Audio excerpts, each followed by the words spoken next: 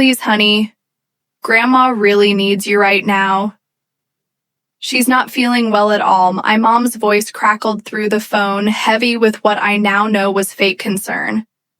I sat in my apartment in Indianapolis, surrounded by the luggage I'd packed for our big family cruise, my excitement quickly deflating into worry. Of course I'll stay, I replied without hesitation.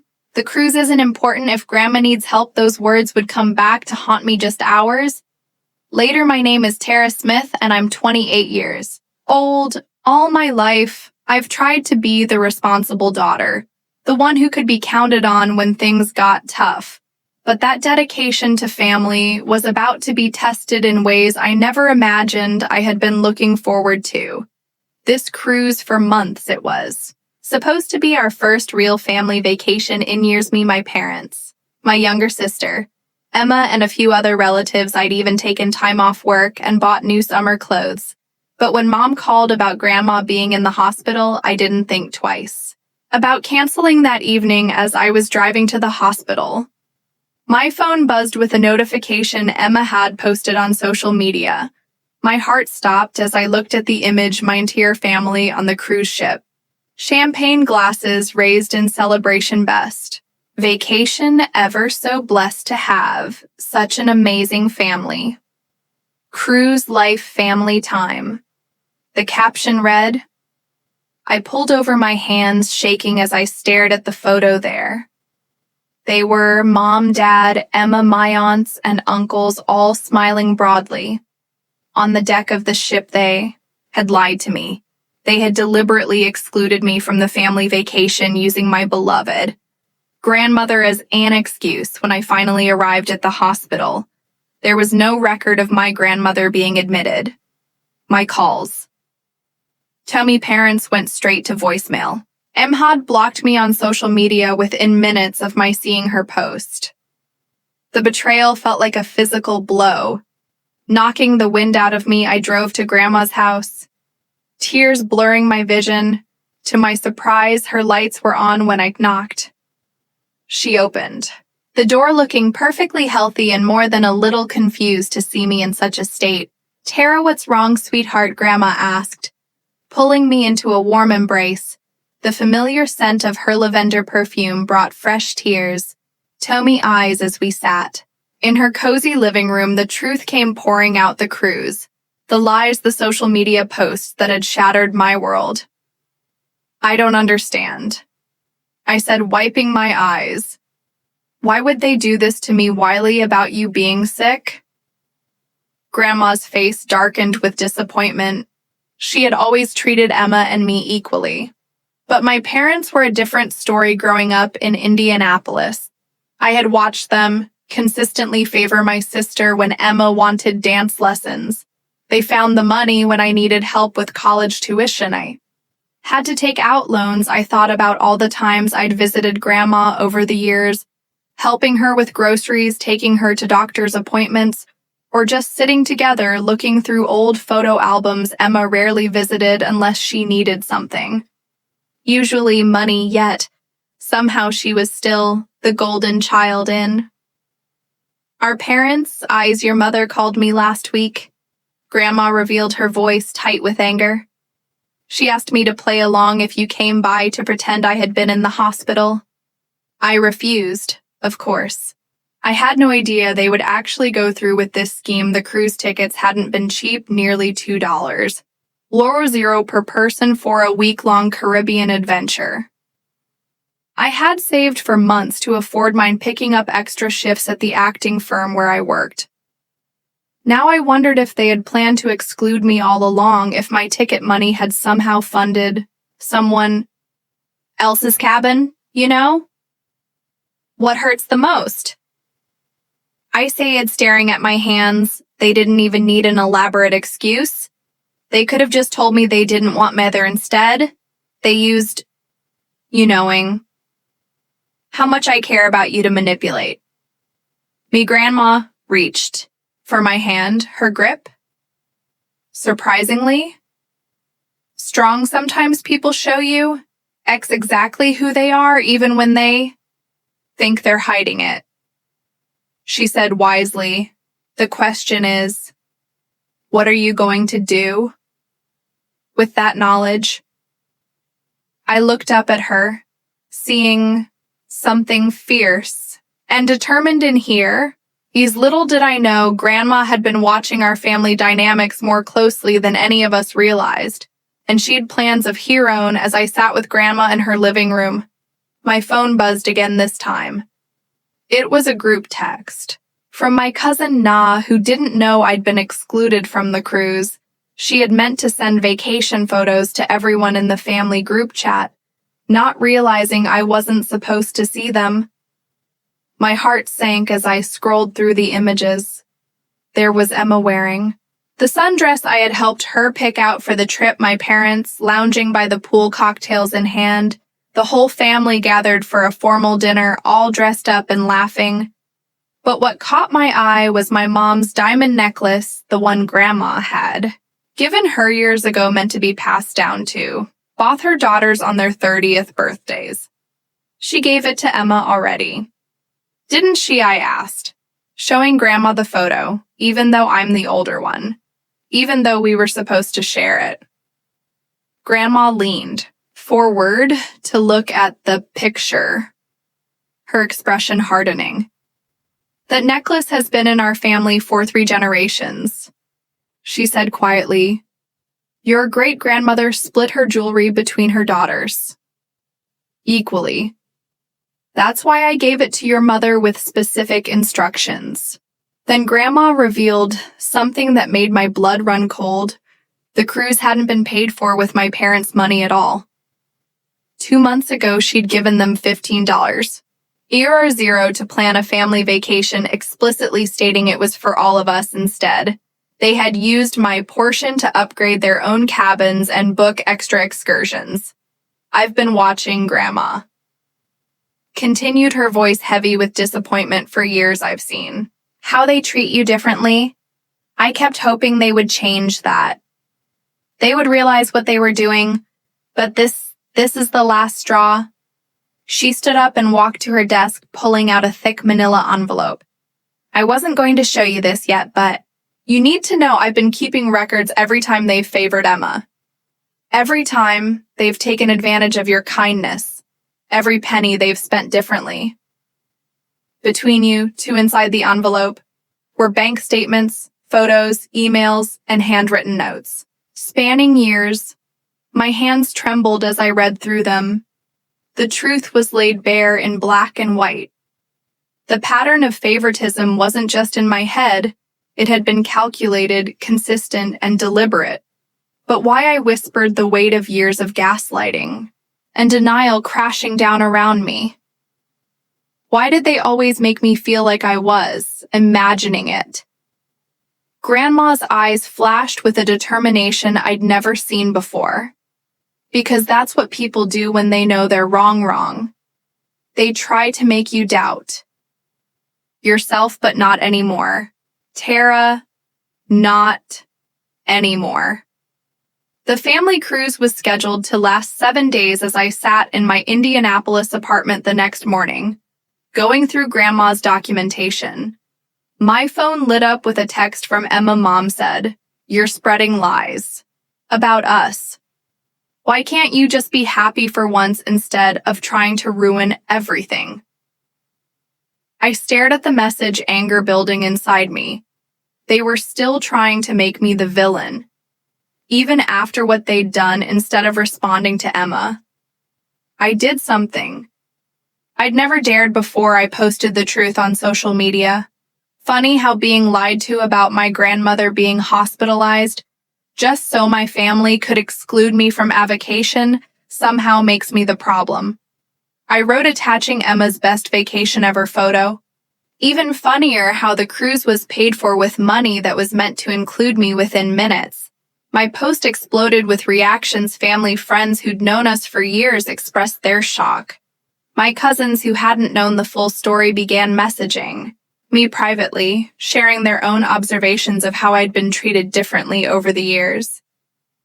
Then my father called. I almost didn't answer, but Grandma's words echoed in my mind. Stand your ground, you've done Nothing wrong, take down that post immediately, had demanded his voice. Cold.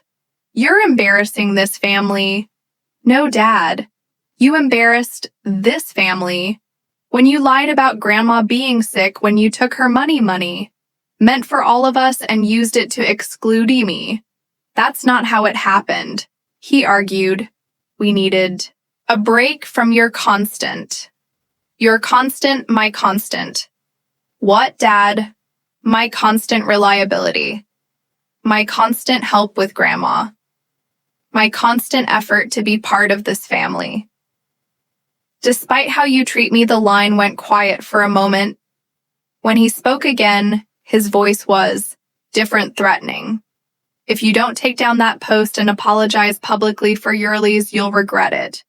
You have no idea. What's at stake here? Are you threatening? I'm warning you. Your mother and I've protected you all these years, kept certain things from you if you want to play this game, fine. But remember, you're not the only one who can tell stories. The call ended, leaving me shaken. What? Things had? They protected me from what? Stories could they tell? I called Grandma. Immediately, they're trying to scare me. It told her Dad says they've been protecting me from something, but won't say what. Grandma was quiet for a long moment. Go to your email. She finally said, I'm sending you something. It's time you knew everything. As I opened my laptop, my hands trembling slightly, I realized this was bigger than just a family cruise. Whatever was in that email would change everything. And judging by Grandma's autonomy, parents had good reason to be worried about what I might discover. My hands shook as I opened. Grandma's email inside was a scan of a document dated 25 years ago, a trust agreement that made my breath catch in my throat. According to the paperwork, my maternal grandfather had left behind a significant fortune before he passed away, meant to be divided equally between all his grandchildren. When they turned 30, the trust was worth over $2 million. But there was more. A series of bank statements showed regular withdrawals from the trust over the years. Money that had been used to fund Emma's dance lessons, her private school education, her college tuition, and even her recent wedding, all of it had been taken from what was supposed to be my share. They've been stealing from you since you were 3 years old. Grandma explained over the phone. Your mother convinced the trustee, her brother, Michael, to give her early access to your portion, claiming it was for your benefit. But as you can see, they spent it all on Emma. I finished, my voice hollow. The numbers were staggering. Over $500,000 had been siphoned from my trust fund over the years while I'd worked multiple jobs to put myself through college. Just then, another email came through, this time from my Uncle Michael. Tara, I can't keep quiet anymore. What they did with the crew. Money was the last straw. I've attached documentation of every withdrawal they made from your trust. I'm so sorry, I should have stopped them years ago. The attached files revealed an even darker truth. My parents hadn't just spent my trust fund on Emma. They'd been embezzling money for themselves too. The cruise was just the latest example of their ongoing scheme. Why didn't you tell me sooner? I asked Grandma, trying to process the magnitude of the betrayal. I only discovered the extent of it recently, she replied, when I confronted your mother about it. Last month, she swore they'd pay it all back. That's when I gave them the cruise money. It was a test, Tara. I wanted to see if they'd finally do the right thing, and they failed spectacularly, I said bitterly. Yes, but their failure has given us exactly what we needed: proof. Your Uncle Michael has agreed to testify about their manipulation of the trust combined with my documentation and the cruise incident. We can take legal action. It finished a surge of determination. replacing my shock better than that, Grandma said, and I could hear the steel in her voice. We can make sure they never hurt you again. Check the second attachment. In my mail, I clicked it open and gasped. It was Grandma's will recently updated. She'd made me the sole heir to her estate, which I now learned included controlling interest in the family company where my father worked as CEO. They're about to discover. Grandma said firmly that their actions have consequences. The next morning I met with Uncle Michael at a cafe in downtown Indianapolis. Dark circles under his eyes suggested he hadn't slept much, and his hands trembled slightly as he handed me a thick folder. These are copies of every document, every transaction. He said quietly, I've already sent everything to the family attorney, your parents. They're going to try to fight this, Terrera. They've already called me 6 times since I sent that mail. What are they saying? I asked, flipping through the damning evidence of years of financial manipulation. They're claiming it was all done with your best interests in mind, that they were protecting you from having too much money, too young. He shook his head in disgust, but I found something else, something they don't know. I know about. He pulled out another document, this one showing a series of recent transfers to an offshore account. They're planning to leave the country.